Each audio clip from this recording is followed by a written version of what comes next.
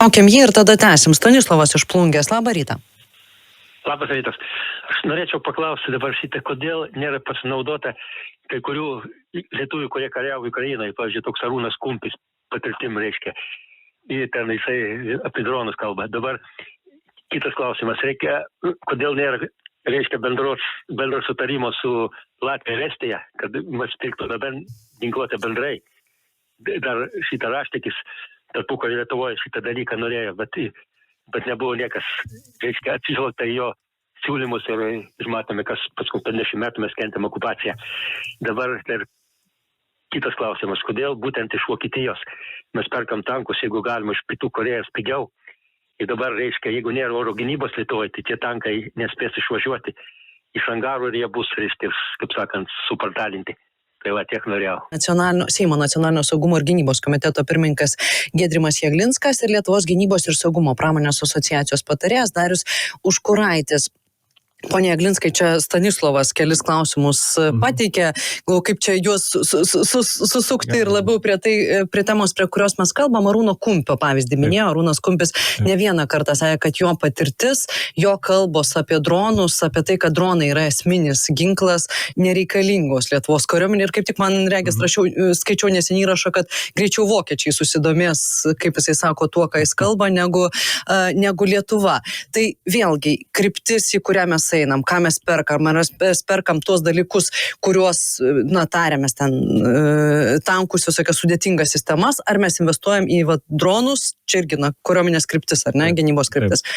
Tai žodžiu, jūsų pasvarstymai šiandien. Aš noriu pasakyti taip, kad karyba keičiasi, jinai keičiasi ne kasdieną, bet pastarieji 3 metai labai aiškiai parodė, kad karyba yra visiškai kitokia.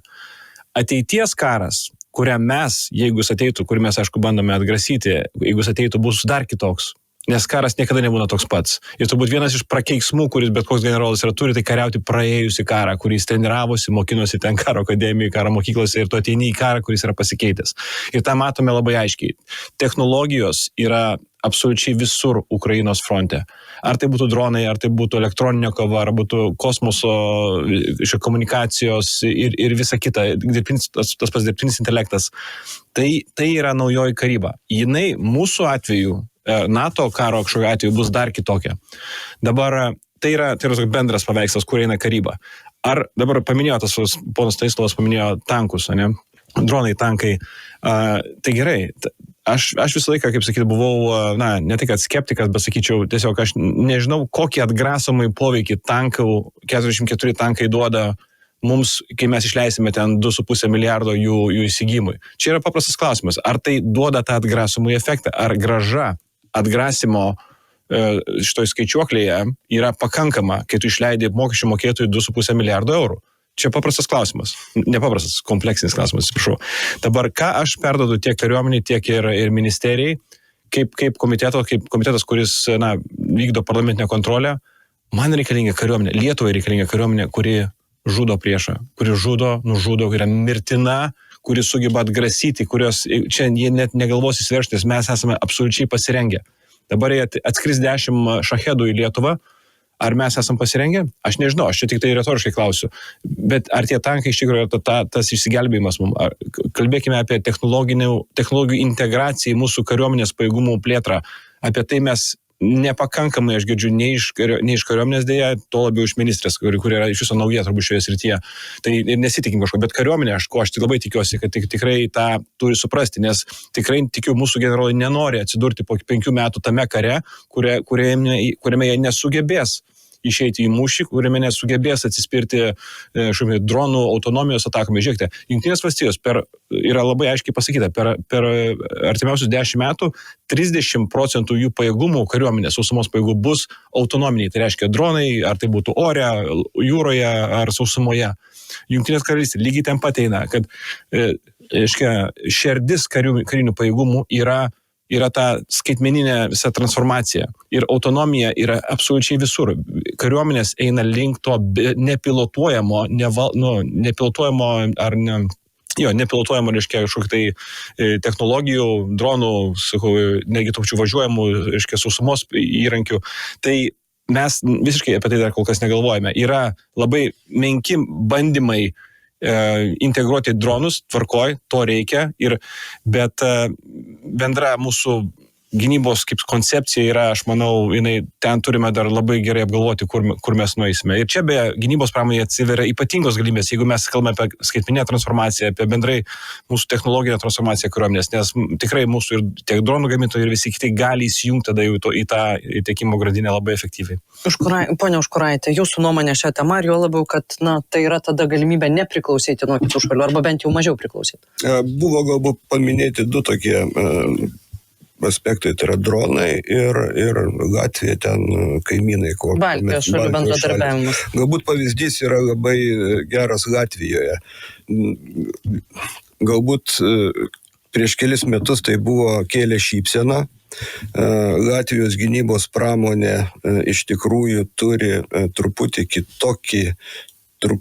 galbūt kitokią egzistuojančią nusistovėjusią konjunktūrą politinę, nes ką jie yra padarę? Jie pasirašė sutartį su Suomijų gamintoju dėl technologijų perdavimo ir pramoninio bendradarbiavimo įsigijant šarvuotą transporterį, SISO. Ką jie padarė? Jie pasirašė sutartį su ispanų gamintoju dėl PKM, pėstininkų kovos mašinos gamybos Latvijoje, fikšrinės, bet jie nesakė, aš noriu CV-90. Aš tarnavau kariuomenėje 35 metus, esu pėstininkas, karininkas, aš svajojau apie CV-90. Tai yra kažkas tokio, kur turbūt nei vienas karys nepasakys, kad CV-90 yra kažkuo tai blogesnė už tą pačią Pumą arba dar kitą. Dabar vėlgi klausimas, mes diskutuojam ir kalbam apie visuotinį gynybos modelį. Ką mes tam visuotiniam modeliui pateiksim kaip ginklą tam kariui, rezervistui, pašauktam, šauliui, sumotyvuotam, atėjusiam į rikiuotę? Ką mes jam duosim? Mes jam duosim turbūt vėlgi, sakysim, eikit į šitą stadioną, išsilaužkit strypą, kai buvo sausio 13 metu, gynybos metu, kai sausio 13 įvykiai buvo. Vėl liksim prie to. Ką jūs siūlot jam duoti? Mes siūlome jam duoti droną. Mes siūlome, Šaulių sąjunga irgi jau puikiai dirba su jaunaisiais šauliais, moko vaikus būreliuose valdyti droną. Labai vėlgi, sakyčiau, gera alternatyva ten, kur mes diskutuojame apie kažkokį karinį patriotinį ugdymą, apie kažkokį karybos pagrindų diegimą į mokyklas. Dronai, jie yra vėlgi kompleksinė sistema, kur vaikai jau 12-14 metų pasiėmė lituoklį, jį gali patys pasidaryti. Ir čia mes svarbu šitam kontekste mūsų temos kalbėjimo, kad mes esame nepriklausomi tokiu atveju nuo kitų. Visiškai nepriklausomi. Yra aspektas, kuris dar vienas yra vilkinamas, grįšiu prie jo vėliau, bet dronų galimybė pakeisti dalį ginklų sistemų arba suteikti alternatyvą yra tiesiog neigiama šiandien dienai. Ir kur yra delsimas, pavyzdžiui, sakykime, kas nutiks po Liepos 1 dienos, kai baigsis tas moratoriumas, kuris buvo kiniečių elementams iš Kinijos. Ar jis bus pratęstas? Ar mes visiškai atsisakysim elementų, kažkokių tai elektronikos elementų ar kitų komplektuojančių dalių tiekimo iš Kinijos? Kas yra įvykę vėlgi tų dronų naudotojų rinkoje, Lietuvoje galbūt ir kitose aplinkinėse valstijose su kitais pramoniniais dronais, tarkim, arba dronams su kamera, kuriuos naudodavo tiek kariuomenė, tiek kitos valdiškos institucijos pas mus. DJI dronas buvo nepralenkiamas, bet jisai dabar yra kaip ir už ribos, todėl kad yra Kinijos produkcija. Autel dronas, kuris buvo matomas kaip alternatyva, jau mačiau amerikiečių spaudoje, jau jisai yra irgi iš sąrašo išbrauktas. Liko kas? Liko Perotas dronas, kuris yra kainuoja turbūt apie 20 000 ir nieko negali padaryti. Ir Lietuvos kariuomenė perka būtent tokius. Ne todėl, kad jie nenorėtų DJI drono. Tai DJI dronas kiniška alternatyva, bet tai yra CV-90. Bet jie perka Perotą, kurį gali galbūt ten pajudinti virš savęs 20, gal ne 20, gal 200 metrų ir jisai pabėga, todėl kad nieko kito jam neleidžia įsigyti. Ir dėl alternatyvos sprendimo nėra. Ko mes laukiam? Tai jūs sako, dabar mūsų pramonė gali įsijungti į tiekimo grandinės. Įsijungti į tiekimo grandinės galima tada, kada jos yra nustatytos, kada vyksta įsigijimai ir pramonė tiekia. Dronai vystosi labai greitai, nuodai atsiranda prieš dronus, atsiranda sprendimai tuos nuodus, reiškia, kažkaip nugalėti ir tai 3-4 mėnesiai technologija keičiasi. Lietuvos kariuomenė, aš matau, šiuo atveju jinai atsilieka. Ir čia turi kartu vystytis tiek pramonė, tiek kariuomenė, nes kariuomenė nesugebės įsisavinti tų taip greitai besikeičiančių technologijų, jeigu kartu su gamintojais nedirbs. Gamintojai yra labai stiprus, gamintojai yra labai motyvuoti, jie siūlo ne dronus, jie siūlo sistemas, kurios apima netgi personalo parengimą ir vėlesnį, reiškia, tiekimo grandinės užtikrinimą. Tačiau sprendimo įsigyti ir diegti į kariuomenę šitų sistemų nėra. Švedijos pavyzdys, paklausykim, kaip švedai mato situaciją. LRT radio bendradarbė Švedijoje Vaida Strasda, paklausykim. Diskusijos vyksta labai aukštam lygmenį ir tikrai tai yra aktuali tema šių dienų. Vėlgi gerai paminėjot, kad Jungtinių Amerikos valstijų kaip pardavėjo patikimumas, jokių būdų ne kaip pačių perkamų karo technikos kokybės, nes kokybė tikrai švedų pačių ir visų skandinavų pripažįstama kaip tikrai aukšta ir puikia kokybė. Bet patikimumas būtent kaip pardavėjo jis tikrai mažėja. Ir švedai taip vienareikšmiškai dalyvauja, švedų politikai dalyvauja ES lygmenių diskusijose, ką daryti ir kaip tapti, kaip galima daugiau nepriklausomi nuo Amerikos karo gynybos technologijų. O patys švedai kiek jaučiasi priklausomi nuo tų Amerikos technologijų ir ginklų? Na, iš tikrųjų, Švedija turi labai stiprią gynybinę pramonę pati. Ir yra tikrai svarbi Europos gynybos tokio projekto kaip vieneto dalyvė. Švedija ypatingai priklausoma nuo karo technikos nesijaučia. Tai taip pat išreiškia ir tokį drąsų pareiškimą, kad jie dar turi galimybių didinti gamybą. Švedijos gynybos pramonė yra jau nuo, kiek žiau, 30 metų daugiau atiduota privačiam sektoriui. Tai iš tikrųjų tai yra verslo interesas ir privačių įmonių interesas pagaminti ir konkuruoti, gaminti kaip galima tokią modernesnę, tikslesnę, konkurencingesnę produktą, gaminius, techniką. Tai Švedija iš tikrųjų dėl gamybos savo, aišku, negalima sakyti, kad jie čia taip užrietė nosį ir sako, kad mums nieko kito nereikia. Ne, bet savo pajėgumais jie pasitikė gan stipriai. Vėlgi tą rodo ir labai stipriai padidėjantis eksportas iš Švedijos gynybos pramonės, kad per pernai metus išaugo eksportas 63%. Tai lyginant 23 ir 24 metus.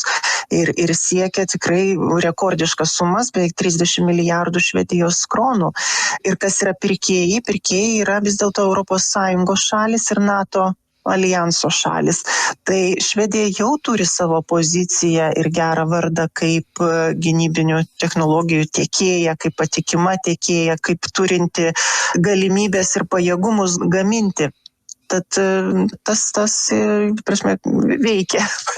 Tai kaip tik kalbėjo apie išaugusios eksporto apimtis švediškų ginklų, tai kiek turi ambicijų Švedija tapti tokia dar svaresnė tiekėja, gamintoja ginklų ir galbūt pakeisti iš dalies bent jau amerikietiškus ginklus. Kiek apie tai kalbama?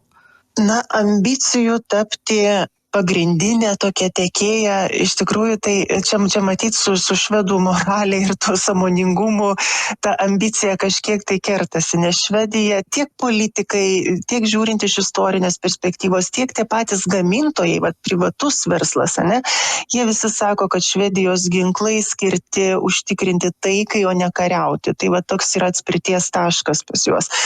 Ambicija tokia nėra tokia didelė, bet galimybė ir reikalui, poreikiui esant, Švedija tikrai gali prisidėti moderniausią technologiją aviacijos priešlėktuvinės gynybos. Visam pasaulyje žinomi Saab, JAS, Gripen, daugiafunkciniai modernus naikintuvai, gali prisidėti pažangę nešiojama priešlėktuvinė sistema, tokia skirta kovai su dronais, su mažai skraidančiais objektais, šarvuota technika, jūrų ginkluotė, irgi jau pasaulyje žinomi švedų povandeniniai laivai, korvetės, kurios ypatingai tokias slapes ir greitas funkcijas.